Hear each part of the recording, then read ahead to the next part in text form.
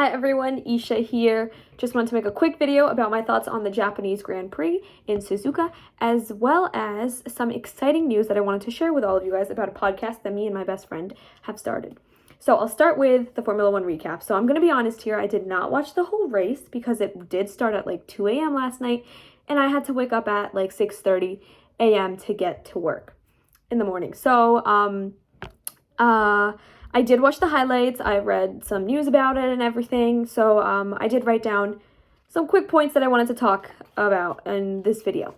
So let's start with the Red Bull return to domination with Max Verstappen. Red Bull won their sixth constructors title, and to be honest, say whatever you want about Red Bull, but they truly did deserve it. Not just because Max has been dominating all season, the past 2 to 3 seasons too, but because Red Bull as a team has done an outstanding job. They've built a pretty good car. They've got an amazing team as well. We've seen that in the pit stops. We've seen that in their race strategies as well.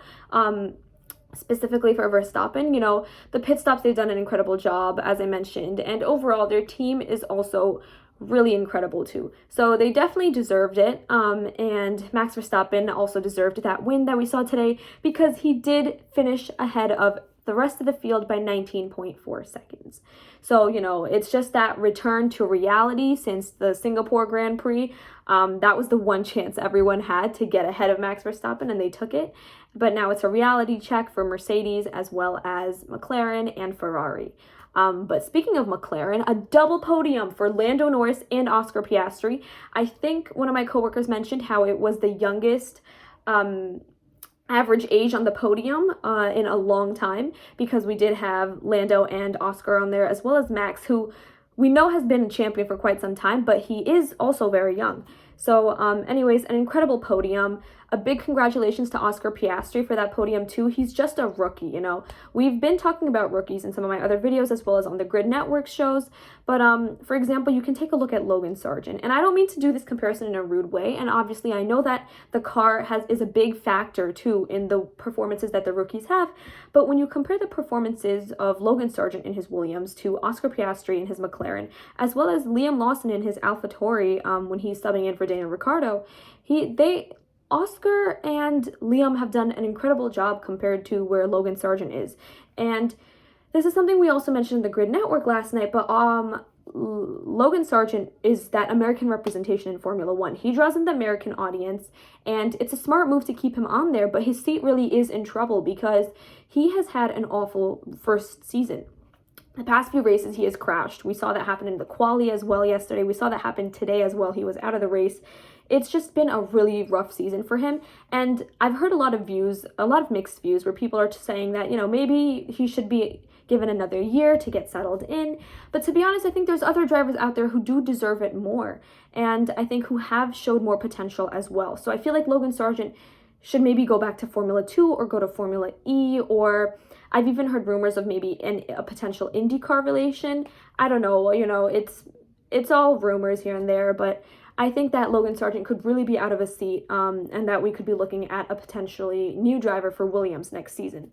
But anyways, in today's race, we did see lots of contact. We had 5 drivers out of the race. We had Alex Albon, Logan Sargent, Lance Stroll, Checo, and Valtteri Bottas. They were all out of the race, which is really unfortunate. That's 5 drivers that we didn't have finish the race this season, and it's really unfortunate for Sergio Perez too, because last race he had a hard time in that Red Bull, as we saw Max Verstappen struggling too, and then overall this race he had a pretty poor time as well.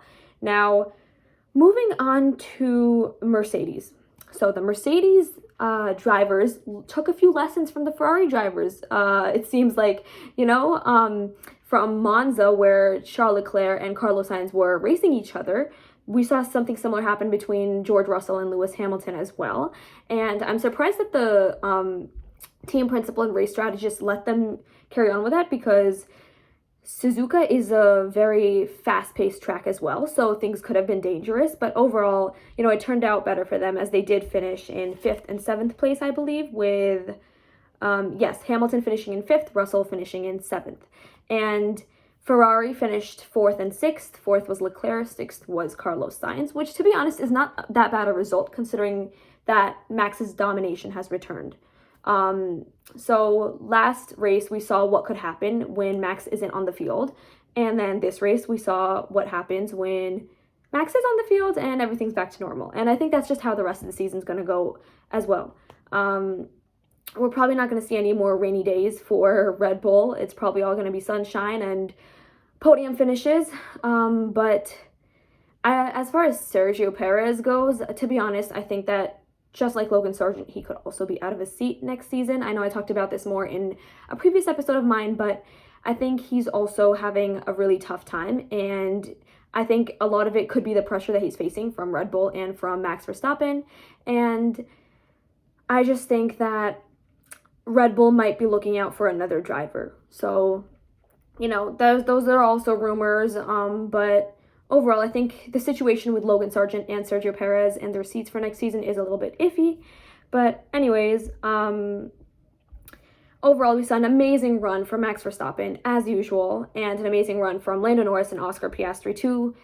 Piastri's rookie season, and he's already got a podium, a third-place finish, and Lando Norris, obviously another podium for him this season, but overall, it was a really, really good race. And now let me just quickly go over the exciting news I wanted to share. So me and my best friend Ariel have started a podcast on Spotify. We will be uploading the next episode within the next day or so. Our Spotify podcast is called The Race with Isha and Ariel. I will be including a link for it in the video description once the podcast is up and running.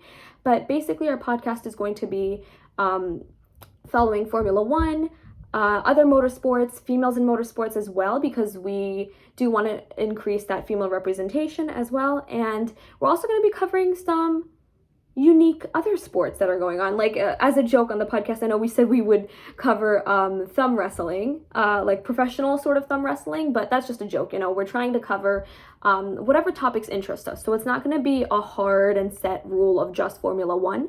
We are also interested in other motorsports as well, so we might be covering those. And it's not going to be a very professional sort of podcast. It's going to be like a conversation between two best friends, which we are, and we're just going to try to keep it really natural and like a free flow, you know. And we just hope to share our thoughts on the races, motorsport world, females in motorsports, and other sports in general too. So I highly encourage you guys to go check that out and to help us lift off and, you know, start this new journey of ours. And I think that's it for all the news. I think I will be uploading maybe another driver interview within the next few days. It is an older interview that I did before the Portland Grand Prix for IndyCar, so stay tuned for that, as well as for the link for our Spotify podcast. And until the next weekend, stay tuned, and I'll see you guys in my next video.